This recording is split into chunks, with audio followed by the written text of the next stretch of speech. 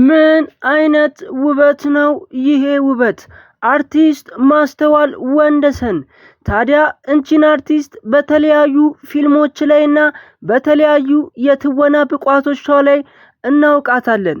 ታዲያ ታዋቂ የሆነችው በፊልምና በትወና ላይ ብቻ አይደለም።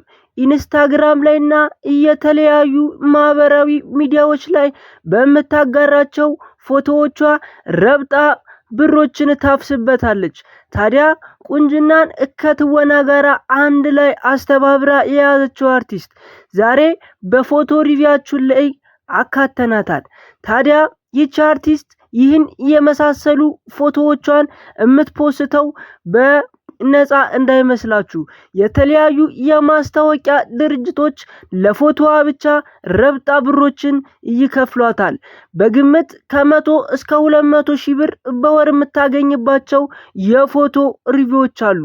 ፎቶ ሪቪዋን ከዚህ በኋላ ፎቶ ሪቪዋን እናቀርብላችኋለን። አብራችሁን ሁኑ።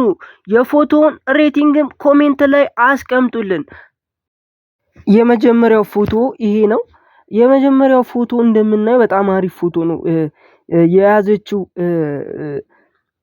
ጥርስ መፋቂያ ከፎቶ ጋር የፎቶ አንግል ጋር ሄዷል። በጣም አሪፍ ነው። በጣም መልኳን አውጥቷታል። ሜካፕ የለውም። በጣም ኩል የሆነ ፎቶ ነው። ወደነዋል። ለዚህ 10 ከ10 እንሰጠዋለን ለዚህ ፎቶ። ሁለተኛ ፎቶዋ ደግሞ ይሄ ነው።